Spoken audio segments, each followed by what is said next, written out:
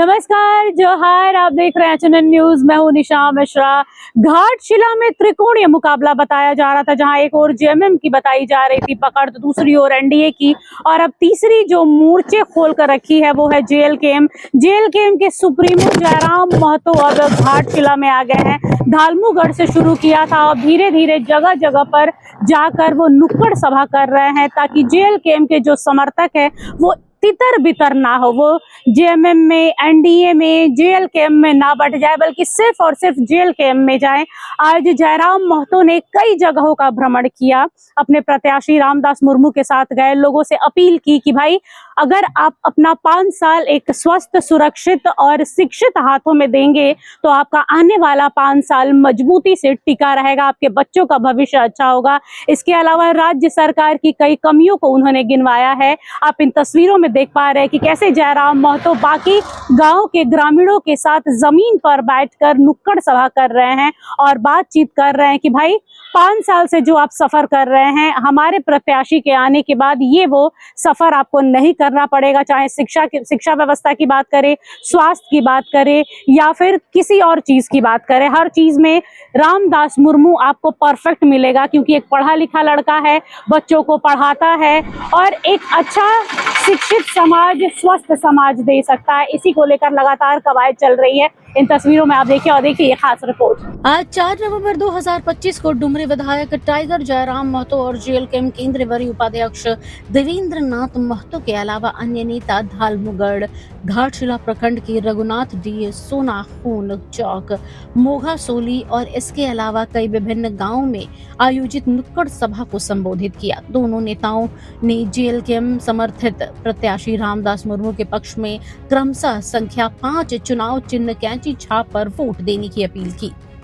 जनसंपर्क अभियान और नुक्कड़ सभा में ग्रामीणों का भरपूर समर्थन देखने को मिला।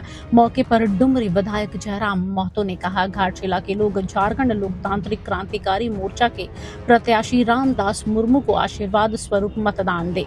जेएलकेएम को वोट करने वाले हर एक मतदाता गर्व करेंगे। घाटशिला उपचुनाव जीतने के बाद दुगनी ताकत से झारखंडियों के हक अधिकार की आवाज विधानसभा के अंदर उठाएंगे। बीजेपी के प्रत्याशी बाबूलाल सोरेन, जेएमएम के प्रत्याशी सोमेश सोरेन दोनों राजा के बेटे हैं। अगर राजा का बेटा ही राजा बनेगा तो आने वाला 50 साल और लोकतंत्र का अस्तित्व मिट जाएगा। साथ ही उन्होंने कहा है कि हम डुमरी विधानसभा क्षेत्र के विधायक होते हुए भी घाटशिला विधानसभा क्षेत्र जादूगोड़ा की समस्या को विधानसभा में चलती सदन में उठाया है। हमारे पार्टी प्रत्याशी को चुनाव जिताए, घाटशिला के हर समस्या का समाधान किया जाएगा। बता दें, अभी लंबे समय तक टाइगर जयराम महतो घाटशिला में रुकेंगे और ऐसे ही डोर टू डोर कैंपेन करके नुक्कड़ सभा करेंगे और लोगों को बताएंगे कि हाँ, जेएलकेएम और रामदास मुर्मू को क्यों चुने घाटशिला की जनता। Bureau report, HNN news. যখন নাই ছিল ওইখানে রাজার বেটা রাজা, হুয়ার बेटा राजा, हुआर बेटा राजा, हुआर बेटा राजा। एक आम आदमी के पास ये अधिकार नहीं था, ये शक्ति नहीं था, ये ताकत नहीं था कि हम किसी को बदल सकते हैं। चाहे कितना जुर्म करे, कितना शोषण करे, कितना अत्याचार करे, आप उसको नहीं बदल सकते। लेकिन आपके पास वोट का ताकत है, आपके पास वो शक्ति है कि जैसे जितनी माइंस है,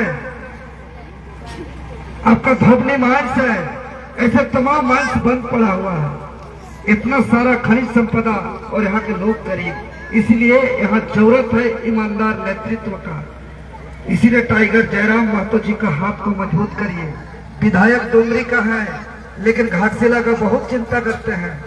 अभी तक इतिहास में पहला एक विधायक जो घाटशिला का दर्द को विधानसभा में उठाया है, जादूगोड़ा के दर्द को विधानसभा में उठाया है, जिसका नाम माननीय टाइगर जयराम महतो है।